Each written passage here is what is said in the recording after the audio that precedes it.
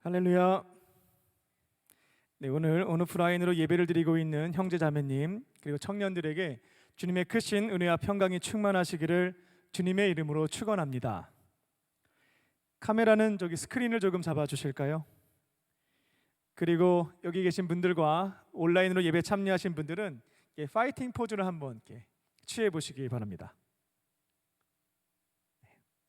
현장에 계신 소수의 분들은 옆에 계신 분들에게, 그리고 줌으로 예배 참여하신 분들은 화면에 참여하고 있는 형제 자매님들에게 그 얼굴을 보면서 이렇게 인사하겠습니다. 영육간에 강건하시기를 바랍니다. 영육간에 강건하시길 바랍니다. 강건하시길 바랍니다. 네, 고맙습니다. 국민의 안전과 생명을 지키기 위해서 정부가 내리고 있는 강화된 방역 지침을 철저하게 지켜주시고 각자의 육체를 건강하게 돌보시기 바랍니다. 그리고 비록 온라인은 한계가 있습니다만 주일 오브 예배와 온라인 속회, 목요 셰케나 워십에 적극적으로 참여해서 영적인 건강도 건강하게 지켜가는 우리 강림의 형제 자매님, 청년들 되시기를 다시 한번 주님의 이름으로 축원합니다. 지난주 말씀의 제목은 복잡한 현상, 단순한 본질이었습니다. 포스트 코로나 시대, 4차 산업혁명, 각종 자연재해 등 복잡한 현상 속에서 교회가 무엇을 붙잡고 가야 할까? 그 단순한 세 가지 본질에 대해서 나누었습니다. 첫 번째는 날마다 성전에 모여서 함께 예배를 드리는 것이었고, 둘째는 날마다 가정에 모여서 성찬과 식사로 식탁의 교제를 나누는 것이었습니다. 셋째는 나의 물건을 통용하고 재산과 소유를 팔아서 내 곁에 있는 이웃들에게 나누면서 봉사하며 사는 것이었습니다. 초대교회입니다. 예수님의 제자들이 처음 세운 그 교회는 이 세 가지 단순한 본질을 붙잡고 교회를 세워 나갔습니다. 지금 우리식으로 표현하자면 공동체 예배를 드렸고요, 소그룹으로 속회를 했고요, 이웃을 향한 봉사를 실천했습니다. 이 세 가지 본질을 붙잡고 나아갔을 때 살아계신 하나님께서 그 교회 위에 역사하셨고요, 사람들에게 칭송을 받았습니다. 믿는 사람의 숫자는 날마다 더해졌고요. 지금 비대면 상황이기 때문에 이 세 가지 교회의 본질을 온전하게 실천해 나갈 수는 없습니다. 그래도 온라인을 통해서 줌으로 드리는 공동체 예배, 또 다양한 어플을 활용한 소그룹 속회, 또 가정과 교회 일터에서 만나는 이들에게 나에게 있는 오병이어를 나누고 베푸는 것으로 이 봉사, 이 세 가지 사명을 지켜가는 우리 광림의 형제 자매님, 청년들 되시기를 주님의 이름으로 축원합니다.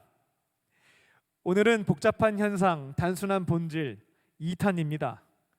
사실은 지난주가 교회 편이었다라고 한다면 이번 주는 개인 편에 해당됩니다.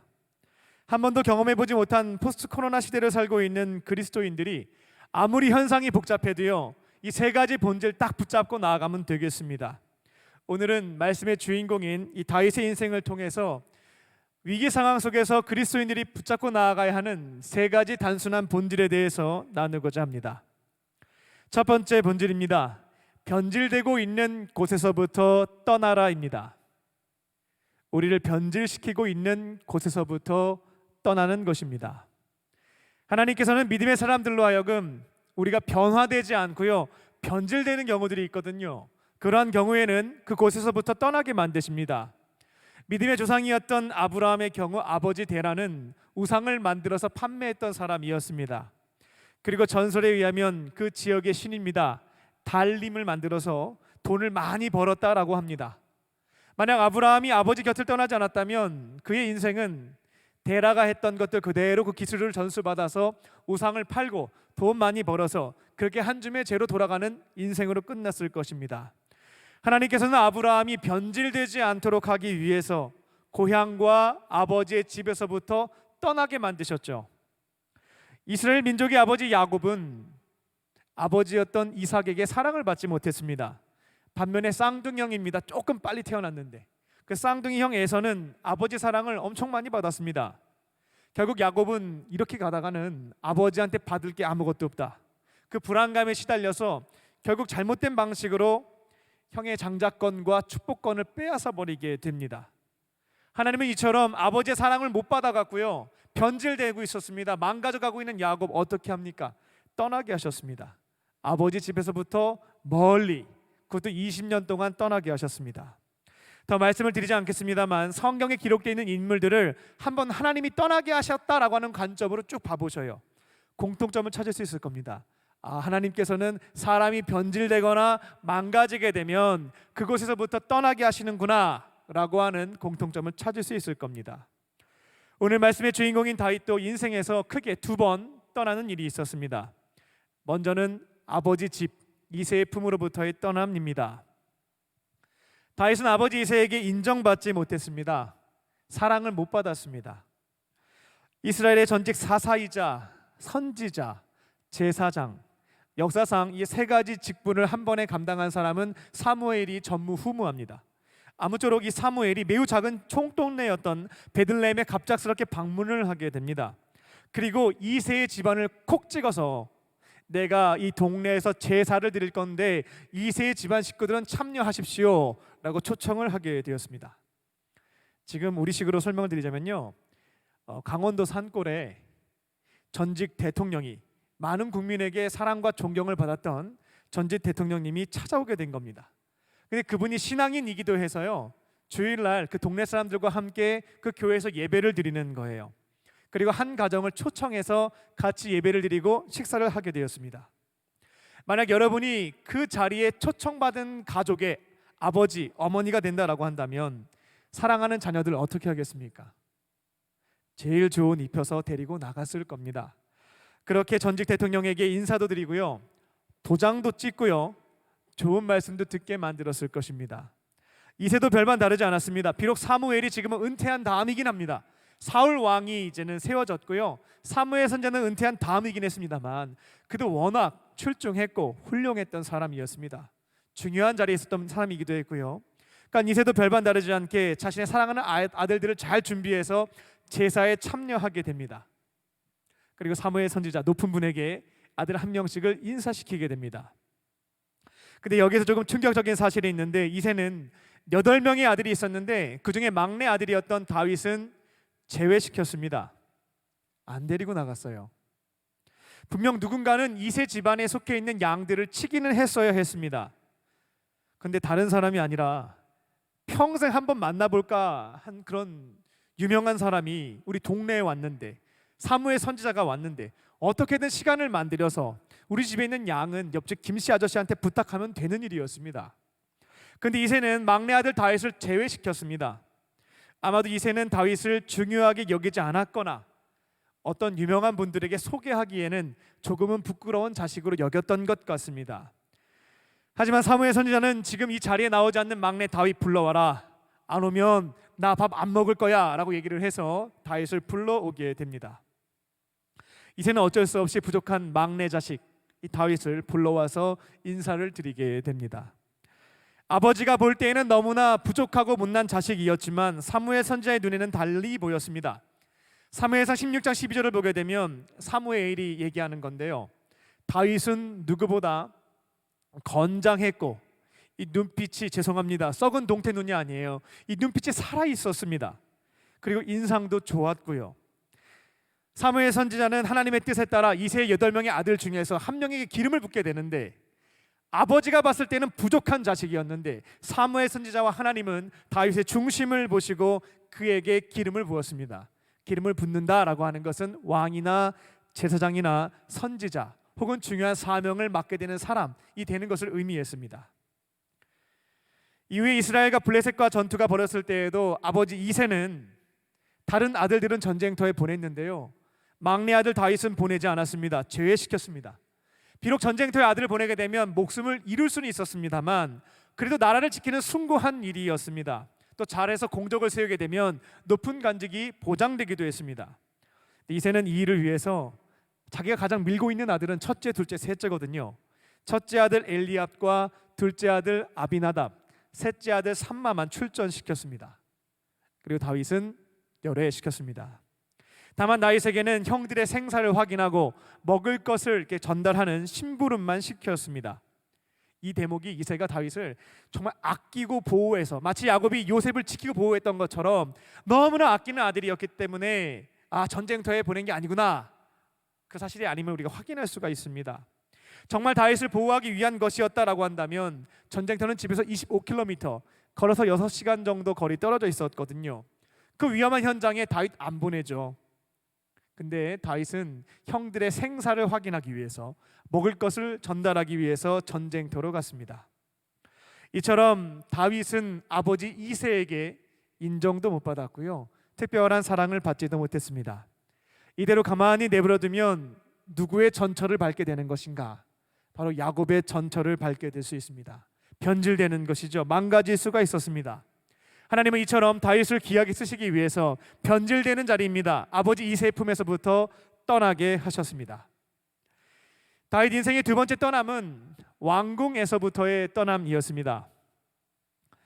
다윗과 사무엘 선지자의 그 기름 붓는 사건, 그 역사적인 만남 이후에 특별한 일이 이스라엘에서 발생하게 되는데요. 무엇이었냐면 그 당시 이스라엘 왕이었던 이 사울 왕이 미쳐갑니다. 악령이 들었습니다. 그 하나님 옆에 잘못을 했거든요. 그 회개하면 되는데 내가 잘못했으니까 하나님이 날 버릴 거다라고 하는 불안감이 그에게 휩싸여졌던 겁니다. 하나님이 날 버렸으니까 나 또한 버려질 것이고 내 자손들은 어떻게 될까? 이 막연한 불안감에 시달렸던 겁니다. 그게 심해져서 정신이 이상해져 버렸습니다. 이를 가까이서 지켜보았던 신하들은 왕에게 음악 치료를 권하게 됩니다. 악령이 임할 때 이 수금을 듣게 되면, 하프 연주를 듣게 되면 마음이 평안해질 수 있으니까 음악을 들으시면 좋겠다라고 추천을 했던 것입니다. 사울은 신하들의 제안을 받아들여서 전국에서 이 악기 연주 잘하시는 분을 찾게 됩니다. 그리고 그때 선발된 사람이 그 시골 동네입니다. 그 베들레헴의 양측이었던 다윗이 수금 연주자로 선발되게 되었습니다. 다윗은 베들레헴에 떠나 왕의 곁에서 수금을 연주하는 사람이 되었습니다. 그리고 음악 치료가 효과가 있었습니다. 음악을 들으면 사울 왕이 평안함을 얻었던 것이죠. 사울 왕은 다윗을 총애하게 되었고요, 악사뿐만이 아니라 자기 무기를 드는, 왕의 무기를 드는 자로 그 직책을 수여하게 됩니다. 왕의 무기를 든다라고 하는 것은 단순히 잡일을 하는 것이 아니고요, 왕과 밀접한 관계, 최측근이 되는 것을 의미했습니다. 시골 동네의 양치기가 국가 공무원, 그것도 왕의 최측근, 왕의 신임받는 신하가 되었던 것입니다.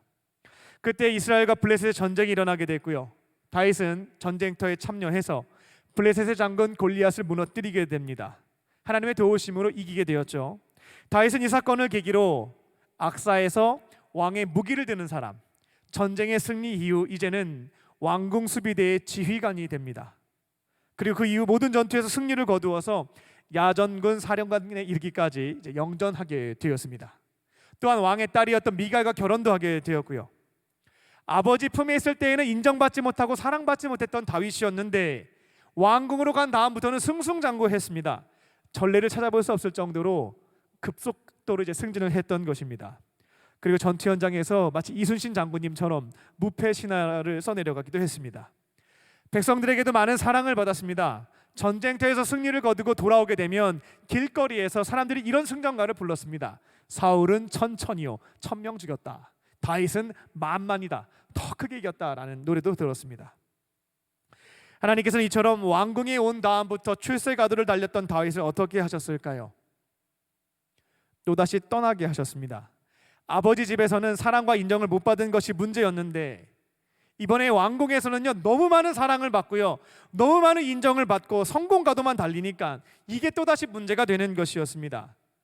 이렇게 되면 사람이 교만해지거든요. 망가질 수가 있었다라는 겁니다. 잠언서의 교훈처럼 교만은 패망의 지름길입니다. 다윗을 그대로 두면 교만해져서 패망할 수 있었기에 하나님께서는 왕궁에서부터 떠나게 만드셨다라는 것입니다. 다윗은 왕궁을 떠나서 겸손의 훈련을 받게 됩니다. 몇 년이냐면 10년 동안 처절하게 훈련을 받게 됩니다. 그렇게 10년의 훈련 기간이 끝나게 되었을 때 다윗은 겸손한 사람이 되었죠. 다윗의 고백들을 조금 모아봤습니다. 나는 죄인입니다. 나는 부족합니다. 나는 혼자 할 수 없습니다.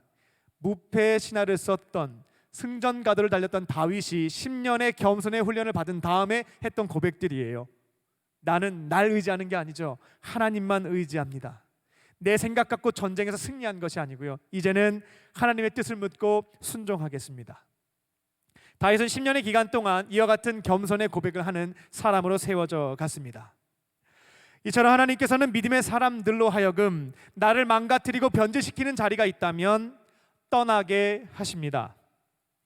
코로나 바이러스로 인하여서 지금까지 여러분이 몸담고 있었던 모임들, 또 사람들로부터 떠나게 되셨을 것입니다. 이제 조금 멀리 서서요, 여러분이 지금까지 익숙하게 몸담아왔던 모임들, 집단에 대해서, 사람들에 대해서 신앙적인 관점을 가지고 한번 분별해 보시기 바랍니다.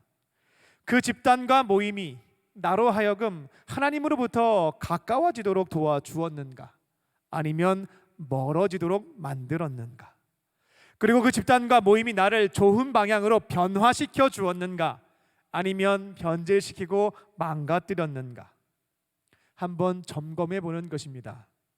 만약 하나님으로부터 멀어지게 만들고 나를 변질시키고 망가뜨리는 집단과 모임이었다라면, 하나님이 이번 길을 통해서 떠나라고 말씀하시는구나 라고 붙잡으시고 담대하게 용기를 내어서 떠나시기 바랍니다.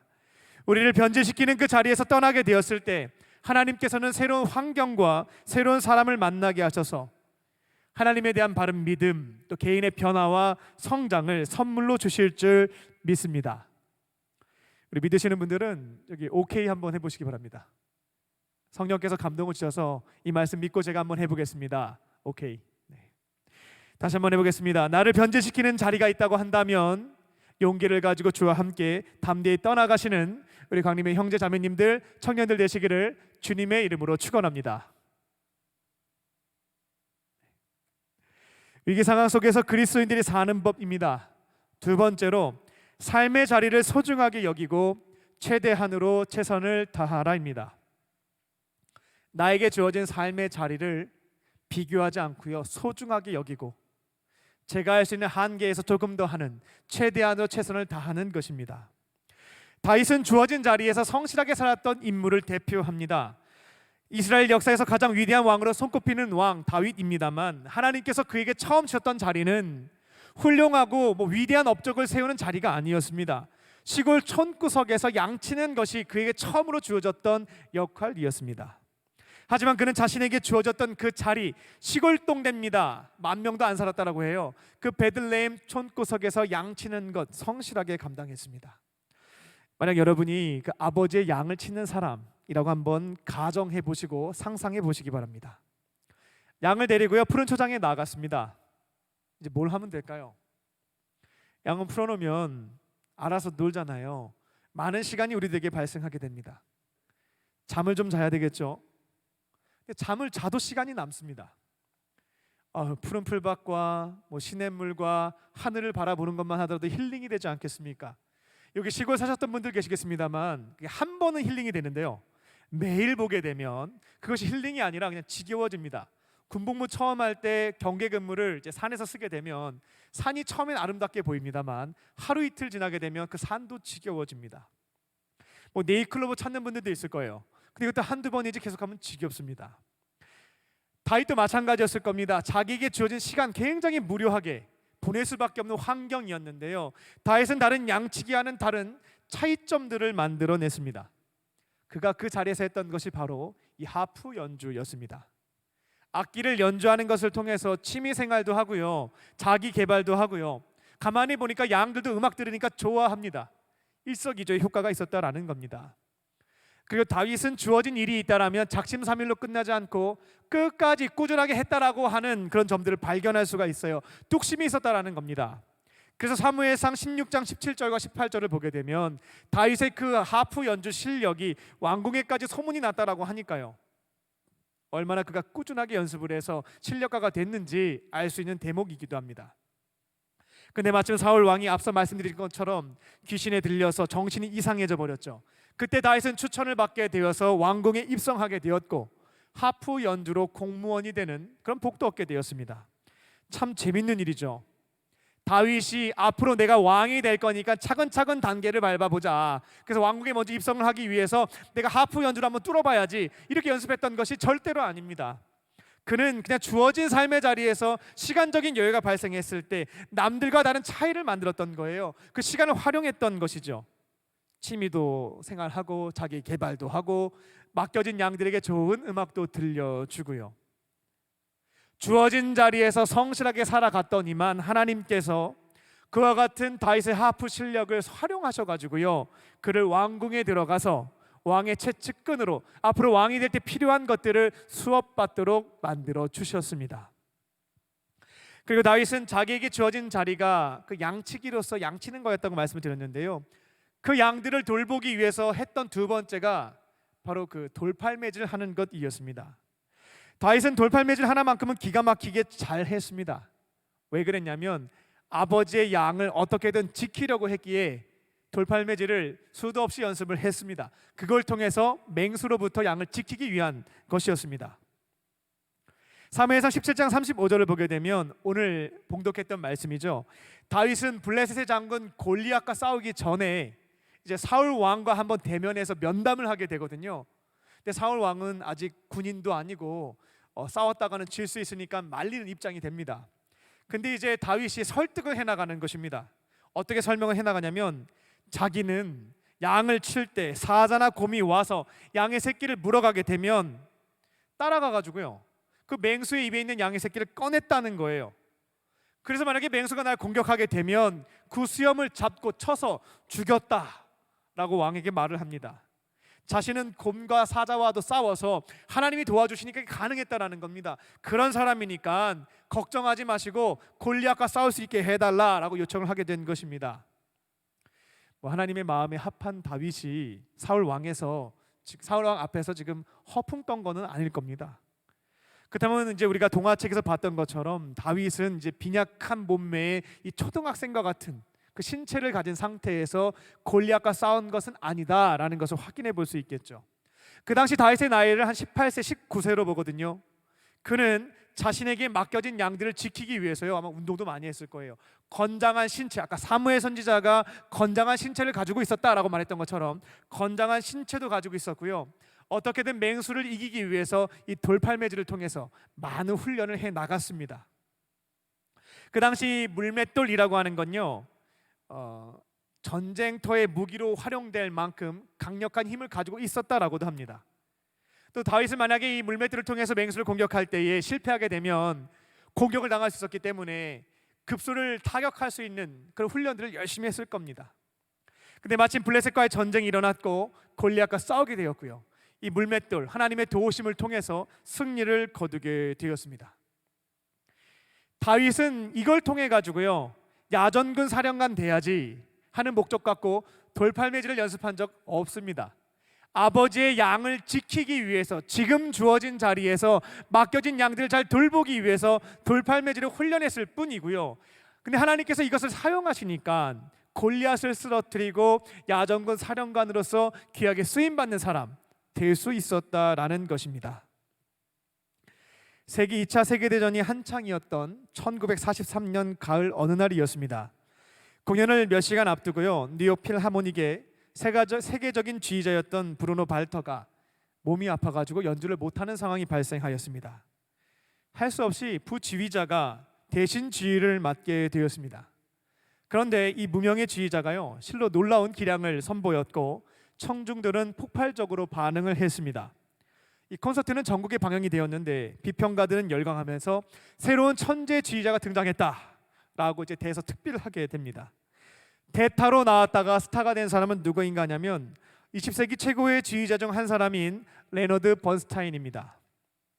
레너드 번스타인이 어차피 나는 부지휘자야, 이번 무대도 역시 서지 못할 텐데 대충 해놓자 라고 했다고 한다면 주신 기회는 독약이 되었을 겁니다. 그는 비록 자신에게 기회가 없다 할지라도요, 주어진 자리에서 열심히 연주를 준비해 나갔습니다. 최대한으로 최선을 준비했던 것입니다. 그런 사람에게 하나님이 기회를 주신 겁니다. 그 기회를 붙잡고 그는 세계적인 기회자로서 쓰임받을 수 있게 되었습니다. 코로나 바이러스로 인하여서요, 여유 시간이 조금은 늘었을 겁니다. 하나님께서 맡겨주신 가정과 교회와 일터들이 있을 텐데 주어진 삶의 자리를 남들과 비교하지 마시고요, 소중하게 여기시기 바랍니다. 그리고 그 자리에서 작든 크든 분명히 우리에게 주어진 역할들, 사명들이 있습니다. 남들이 할 수 없는, 나만이 할 수 있는 사명들이 있다라는 것이죠. 그 사명들을 얼렁뚱땅, 아유 이게 뭐야, 버리지 마시고요, 최대한으로 최선을 다해서 감당해 나아가시기 바랍니다. 그리고 여기에서 최대한으로 최선을 다한다라고 하는 것은요, 한계 상황에서 하나 더 한다는 것을 의미합니다. 우리가 운동을 할 때 최선을 다해서 운동했다라고 하는 것은 한계 선상에서 하나 두 개 더 했을 때 최선을 다했다라고 말을 하거든요. 마찬가지로 여러분의 삶의 자리에서 주어진 역할들, 작은 것이라 할지라도요, 최선을 다하는 거예요. 내가 할 수 있는 한계치에서 하나 더 해 나가는 것입니다.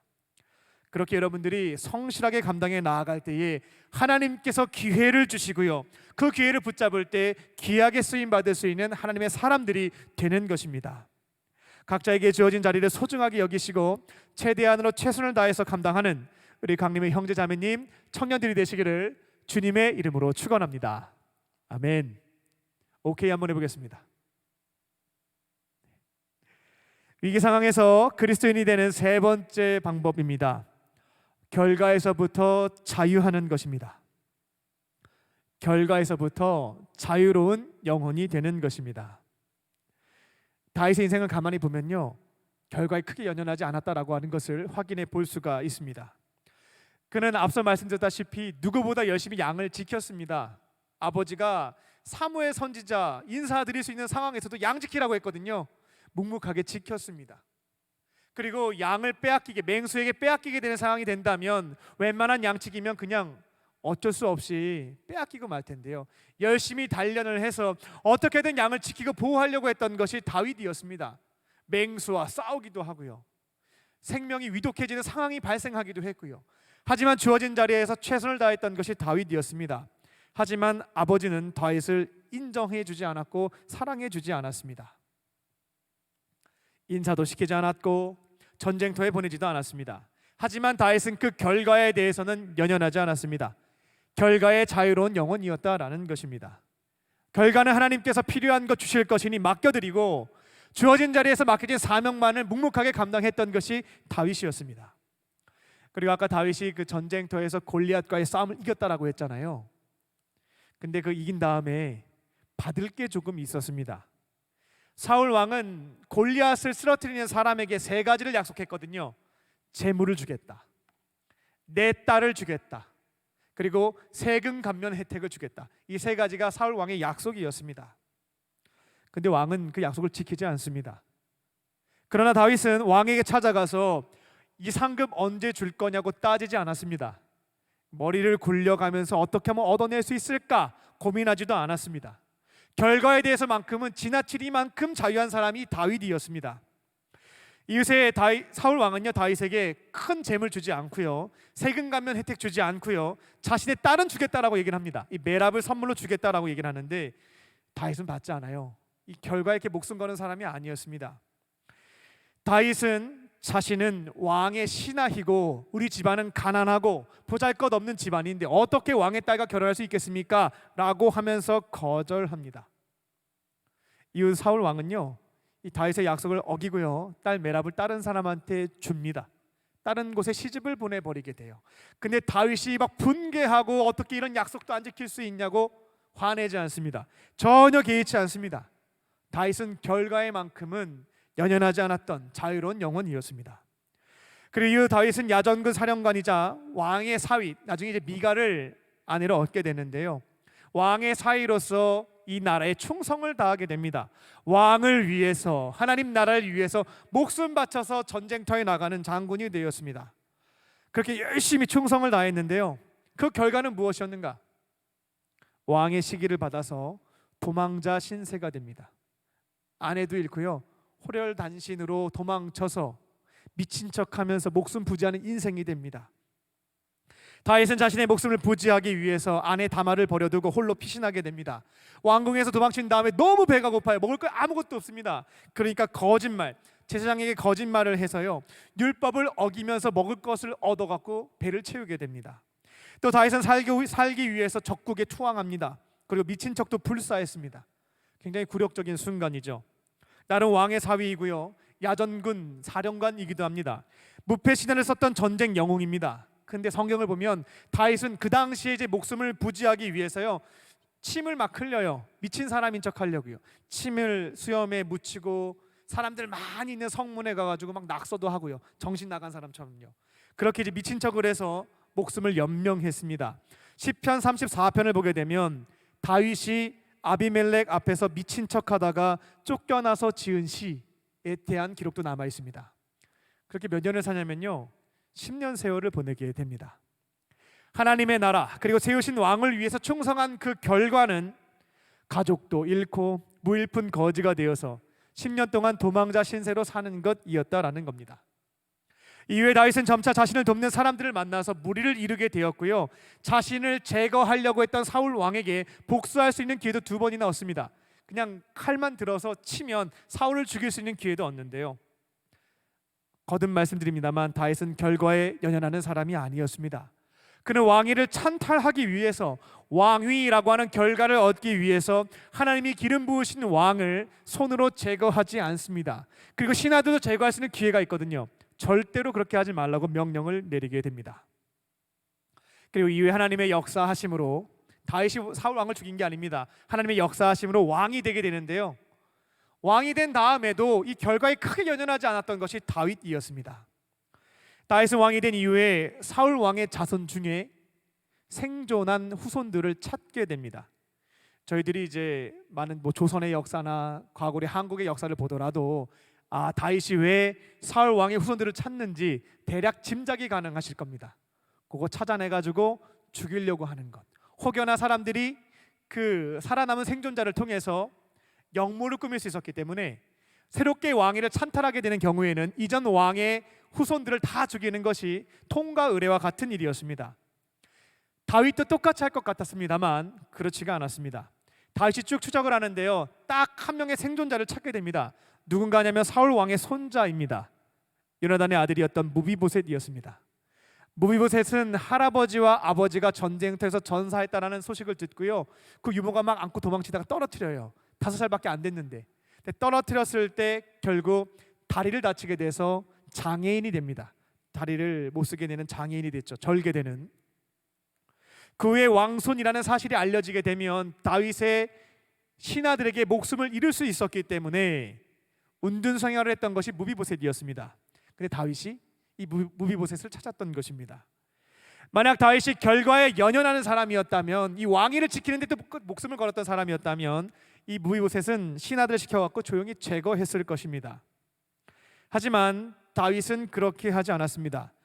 무비보셋을 찾아서요, 왕궁에 데려오게 되고요, 사울 왕의 모든 재산을 찾아서 무비보셋에게 다 주게 됩니다. 그리고 그 가문의 시종이었던 시바를 붙여서 그 재산을 관리하도록 도와주었습니다.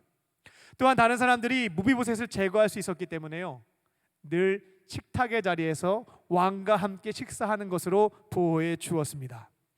다윗은 자신의 자리에서 하나님이 기뻐하시는 일을 행했을 뿐 결과에 대해서만큼은 너무나 자유로운 영혼이었습니다. 하나님께 그 결과를 맡겨드리는 사람이었다라는 겁니다. 말씀을 맺겠습니다. 코로나 상황이 지속되고 있습니다. 그러면서 굉장히 현상은 이전과는 달리 복잡해져 가고만 있는데요, 현상은 복잡하지만 우리 그리스도인들이 붙잡아야 될 것들은 너무나 단순합니다. 이 3가지 본질을 붙잡고 어떤 상황에서든지 지켜가셨으면 합니다. 우리를 하나님으로부터 멀어지게 만들고 변질시키고 망가뜨리는 것이 있다면 이번 기회를 통해서 분별해 보시고요, 담대하게 떠나시기 바랍니다. 떠날 때에 하나님은 새로운 사람과 새로운 환경을 통해서 여러분들을 믿음 안에서 성장시켜 주시고 변화시켜 주십니다. 그리고 2번째로 주어진 자리에서 최대한으로 최선을 다해서, 아무리 코로나 상황이 복잡하고 내 삶이 달라졌다 할지라도 주어진 자리에 맡겨진 역할들이 있을 겁니다. 정성을 다해서 감당하시기 바랍니다. 이렇게 주어진 자리에서 성실함을 지켜가는 자들을 하나님께서 기억하시고 기회를 주셔서 지금보다 더 귀한 자리에서 쓰임받게 하십니다. 마지막 3번째는 결과를 하나님께 맡겨드리는 것입니다. 결과는 하나님께서 보실 때에 가장 좋은 때에 가장 필요한 것으로 우리에게 채워주시는 것입니다. 결과는 내가 추구하는 것이 아니라 따라오는 것이다 라는 겁니다. 결과에 연연하지 않고 묵묵하게 주어진 자리에서 성실하게 감당하시다 보면 하나님께서 꼭 필요한 때에 좋은 것으로 채워주십니다. 여러분의 인생을 책임져 주신다라는 것입니다. 코로나 상황 속에서도 그리스도인으로서 이 세 가지 본질, 다윗의 인생에 담겨져 있는 이 세 가지 본질을 붙잡고 지켜가심으로 하나님 앞에 귀하게 쓰임받는 광림의 형제 자매님, 청년들이 되시기를 주님의 이름으로 축원합니다. 아멘. 기도하겠습니다. 살아계신 하나님, 오늘 우리에게 말씀을 주시니 감사합니다. 복잡한 삶의 현실에 휘말리지 않게 하시고 다윗의 인생에서 발견한 세 가지 삶의 본질을 지켜가게 하여 주시옵소서. 하나님으로부터 멀어지는 자리, 우리를 변화시키지 않고 변질시키는 곳에서부터 담대하게 떠나게 하여 주시고 우리에게 주어진 삶의 자리를 다른 이들과 비교하지 않고 소중하게 여기며 성실하게 사명을 감당하게 하여 주시옵소서. 모든 결과는 주님 손에 맡겨드립니다. 가장 좋은 때에 가장 필요한 것으로 채워 주시옵소서. 모든 것 감사드리오며 예수님의 이름으로 기도합니다. 아멘.